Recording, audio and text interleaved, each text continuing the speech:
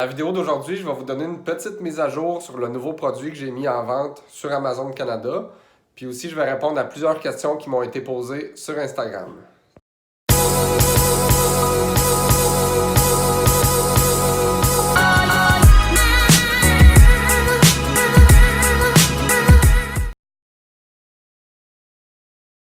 Salut tout le monde, mon nom est Tommy Pelletier de Amazon Academy. J'espère que vous allez bien. Si vous n'êtes toujours pas abonné à ma chaîne YouTube, profitez-en pour vous abonner. Cliquez aussi la petite cloche qui est juste à côté du bouton d'abonnement. Comme ça, toutes les prochaines vidéos que je vais faire, vous allez être notifié quand ils vont sortir. Dans la vidéo d'aujourd'hui, je vais vous faire une mise à jour sur le nouveau produit que j'ai trouvé il y a environ 2 mois, puis qui est présentement en vente aujourd'hui. Puis aussi, je vais répondre à plusieurs questions qui m'ont été posées sur Instagram. Donc, mon nouveau produit que j'ai trouvé il y a 2 mois, je l'ai trouvé avec le web app de Jungle Scout. Donc, j'avais placé mes filtres, j'avais choisi des catégories, j'avais choisi un price range, puis je focusais sur Amazon Canada. Là, en faisant mes recherches, je tombe sur le produit. On va dire que c'est du gaz propane, ok? On va dire que c'est des bonbonnes, puis qui pourraient avoir différentes grandeurs. C'est pas ça, mais c'est juste pour vous donner une idée. Au premier coup d'œil, je le savais que c'était un produit qui contenait des matières dangereuses, donc il était hazmat. Hazardous Material, qu'on dit en anglais. Donc là, je pousse mes recherches un petit peu plus loin. Je vois sur Amazon.ca que c'est un produit qui est vendu par 2 vendeurs, puis qui a environ 8 listings. Donc c'est le même produit, mais de différentes grandeurs. Puis là, il y a 2 vendeurs qui le vendent. Ça se vend pour environ 100 000 par mois, 100 000 $ par mois. Puis là, je le sais d'avance aussi que en Chine, je ne pourrai pas trouver de fournisseurs qui vendent ce produit-là. Donc là, je fais mes recherches sur Google avec le produit. En cherchant des suppliers au Canada ou aux États-Unis. Là, il y a environ 5 à 10 compagnies qui pourraient peut-être avoir ce produit-là, qui pourraient me le vendre. Mais finalement, il n'y en a aucune de eux qui m'ont répondu. Là, je repousse mes recherches un petit peu plus loin. Finalement, je trouve à Toronto une personne qui vend le produit identique, mais avec leur propre nom. Là, je les contacte. Ils me répondent. Là, je leur dis que j'aimerais vendre leurs produits sur Amazon parce qu'eux, ils vendent juste sur leur site.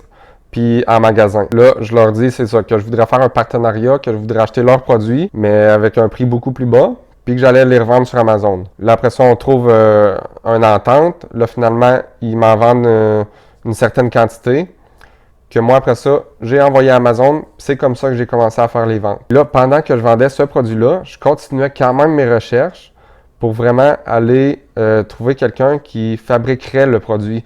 Parce que lui fait fabriquer le produit pour lui. Puis après ça, lui, me vend ce produit-là. Donc, je voulais aller vraiment comme au début là, de la chaîne d'approvisionnement. Puis là, après 1 mois et demi, donc environ 2-3 semaines, j'ai finalement trouvé un manufacturier aux États-Unis qui pourrait faire le produit avec mon propre brand. Donc là, moi, je revendais le produit de quelqu'un avec sa brand à lui sur Amazon. Donc, on peut considérer ça un petit peu comme du retail arbitrage. Mais là, j'ai trouvé finalement une compagnie aux États-Unis qui va créer le produit identique, puis que je vais pouvoir mettre mon nom dessus. Donc, mais avant tout, ça, c'était un produit qui contenait des matières dangereuses. Donc, avant de pouvoir mettre ce produit-là sur mon compte Amazon, il a fallu que je me fasse débloquer pour pouvoir vendre des matières dangereuses. Ça, d'habitude, ça peut être assez long, mais étant donné que j'avais un compte là, avec des bonnes performances, puis que ça fait 2 ans que je vends sur Amazon, Amazon m'ont débloqué là, à l'intérieur de 2 semaines. Mais si vous êtes un nouveau vendeur, ça se peut que si jamais vous trouvez un produit là, qui contient des matières dangereuses, ça se peut que ça prenne peut-être 2 mois, 3 mois, peut-être 1 an à être débloqué là, pour la catégorie, pour pouvoir vendre là, des produits de matières dangereuses. Donc là, présentement, je continue à vendre le produit de la personne qui est de Toronto. J'y en ai pas fait part encore là, que j'allais vendre mes propres produits. Donc là, je vais écouler son stock, puis mon propre produit va arriver début juin environ, dans les entrepôts d'Amazon. Puis là, ça va doubler ma marge de profit. Parce qu'avec cette personne-là, étant donné que lui veut un profit, moi je veux un profit, ça me donnait une marge d'environ 20%. Mais que le produit que j'ai trouvé, ça va me donner environ 40% de profit au prix que je vends actuellement. Mais si je descends un petit peu mon prix pour vraiment aller voler toutes les ventes, je pense pas voler le 100 000 $ par mois là, au complet, mais peut-être que je peux aller au début prendre un 30 000 $, 50 000 $ par mois avec mon produit, le temps d'avoir des reviews puis tout ça. Mais la marge de profit va être très bonne aux alentours là, de, je dirais, 30 à 40%, tout dépendamment du prix que j'allais mettre. Aussi, je vais avoir un meilleur contrôle sur le produit vu que ça va être rendu ma propre brand. Donc, c'est ça pour la mise à jour de mon produit. Là, maintenant, je vais tout de suite commencer à répondre à les questions On me demande ici, c'est quoi que tu as regardé ou lu pour rentrer dans ça? Je l'ai déjà expliqué dans d'autres vidéos. Au début, moi, dans le fond, comment que j'ai commencé, c'est que mon frère m'avait parlé là, de la vente en ligne, soit Shopify, Amazon FBA, puis tout ça. Là, j'avais commencé à faire des recherches sur Alibaba, AliExpress, trouver des produits. Après ça, je les vendais sur Facebook, les groupes Facebook de vente, sur Kijiji. Donc, c'est vraiment comme ça là, que j'ai découvert Amazon FBA. Je faisais beaucoup de recherches aussi sur YouTube. J'avais acheté une formation. Puis là, après ça, j'en suis rendu là où j'en suis aujourd'hui. Combien de produits as-tu en activité présentement? Au total, j'ai 5 produits différents, mais 13 variations de ces produits-là. Donc, il y a des produits, exemple, que je vais vendre en quantité de 2, en quantité de 4. Il y a des produits que ça va être 2 gallons, 4 gallons. Donc, au total, c'est 13 listings différents que j'ai. Qu'est-ce que ça veut dire? Limitation de mise en vente applicable dans le Amazon Seller. Ça veut dire qu'il y a certaines catégories où on ne peut pas mettre en vente un produit immédiatement. Ça, on peut regarder les cosmétiques, la nourriture. Ça, c'est des catégories, des fois, qu'il faut demander une approbation à Amazon pour embarquer dedans. Parce qu'Amazon, des fois, ils vont restreindre une catégorie parce qu'ils considèrent qu'il y a assez de vendeurs. Ou si une personne est nouveau vendeur, ils ne pourront pas avoir accès à ces catégories-là directement au début. Donc, il faut demander l'approbation à Amazon. Comment tu choisis tes codes barres pour tes produits? Amazon conseille le GS1. GS1, c'est recommandé par Amazon, mais moi, j'utilise Barcode Mania ou Speedy Barcode. Puis ça, c'est des codes barres que eux achètent en grande quantité, justement, sur GS1.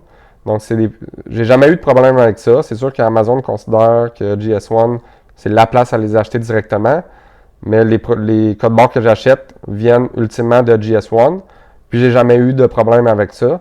Parce que GS1, c'est des codes barres qui vont coûter extrêmement cher. Parce que vous achetez souvent juste une quantité de 1. Mais en allant par des sites de revente, justement comme Speedy Barcode ou Barcode Mania, eux achètent en grande quantité, donc ils ont des meilleurs prix. C'est des codes barres là, que vous recevez un certificat, là, donc tout est officiel avec ces codes barres-là. Combien de temps ça prend en moyenne avant de générer un revenu de 1000 $ par mois? Ça dépend encore grandement de la personne. Exemple, si on demande à quelqu'un combien de temps ça te prend lire un livre, quelqu'un peut dire 2 jours, un autre va dire 2 mois, un autre 2 ans. Donc, ça va dépendre de la personne, mais si une personne est assez motivée puis qui s'embarque à 100% là, dans le projet, ça va dépendre encore une fois du produit que la personne trouve. Mais si la personne trouve un bon produit qui peut rapporter jusqu'à 1000 $ par mois de revenus, en environ 2 mois, ça pourrait se faire 2 à 3 mois, je dirais là, que c'est assez réaliste. Comment exactement importer des produits d'AliExpress sur Amazon? J'ai fait un post récemment là-dessus sur Facebook. On ne peut pas importer directement des produits d'AliExpress vers les entrepôts d'Amazon. C'est pour ça qu'on fait souvent affaire avec Alibaba. Mais qu'est-ce que vous pouvez faire sur AliExpress? C'est commander des produits en grande quantité, les faire livrer chez vous, vous-même les placer dans des sacs individuels, mettre un code barre dessus, le code barre Amazon FNSKU. Après ça, remballer tout ça, envoyer ça dans les entrepôts d'Amazon, puis vendre votre produit comme ça. Donc ça, c'est possible de faire ça comme ça, mais il va y avoir des coûts un petit peu plus supérieurs que si vous commandez directement d'Alibaba, puis que le fournisseur envoie dans l'entrepôt d'Amazon, parce que sur AliExpress, vous allez le faire envoyer chez vous. Donc, il y a des frais de livraison là. Après ça, vous allez emballer individuellement le produit, mettre votre code barre, puis renvoyer le produit à Amazon. Mais pour commencer, ça peut être une bonne idée. Puis en utilisant là, UPS avec Amazon, les prix sont très bons. Donc, pour renvoyer le produit de chez vous vers Amazon, donc les prix pour ça sont pas très chers. Qu'est-ce qu'un bon budget de départ pour commencer à vendre sur Amazon? Je vous dirais qu'un bon budget, ça serait environ 1000 $, mais ça varie encore grandement du produit que vous trouvez. Vous pouvez commencer avec aux alentours de 500 $, mais un bon budget, je vous dirais 1000 $. Mon compte de banque US et mon adresse de business US doivent être dans le même state. Non, si tu as un compte de banque, exemple, en Caroline du Nord, puis que ton adresse de business est en Floride, il n'y a pas de problème avec ça. Là. Avec quel site Internet as-tu fait affaire avec les taxes? Je comprends pas trop la question. Je ne sais pas si la personne parle de mes impôts ou... Mais dans le fond, moi, j'utilise Fetcher. Fetcher, ça, c'est encore créé par Jungle Scout. Ça, qu'est-ce que ça fait? C'est que ça va aller chercher les produits que vous avez en vente sur votre Amazon Seller, puis ça va les synchroniser avec Fetcher. Donc, à chaque fois que vous avez une vente sur Amazon, ça va aller sur Fetcher. Puis Fetcher va calculer le profit que vous avez par vente. Parce que lui, il va voir tous les frais que Amazon vous charge. Après ça, vous rentrez aussi le coût de votre produit dans Fetcher. Donc, à chaque vente que vous avez, Fetcher va sortir le profit que vous avez. À la fin de l'année, quand vous avez fait, exemple, 3800 ventes, vous allez sur Fetcher, puis vous allez pouvoir enregistrer un PDF où ça va tout vous dire vos profits, vos dépenses. Vous pouvez aussi mettre des dépenses dans Fetcher. Donc, si vous devez vous rendre à Post Canada avec votre voiture, vous pouvez mettre vos dépenses là-dedans. Si vous voulez mettre des dépenses, exemple, de repas, vous pouvez mettre ça dans Fetcher. Puis là, à la fin de l'année, quand c'est le temps des impôts, vous allez imprimer le PDF. Donc, vous allez juste sortir le PDF là, de Fetcher. Puis, ça va tout vous montrer là, les dépenses à chaque vente que vous aviez, puis tout ça. Donc, c'est ça que j'utilise là, au niveau des taxes, donc à la fin de l'année. Donc, c'est ça pour la vidéo d'aujourd'hui. Si vous avez d'autres questions, n'hésitez pas à me les envoyer sur mon compte Instagram ou directement dans les commentaires en dessous de la vidéo ici. Puis on va se revoir sur une prochaine vidéo.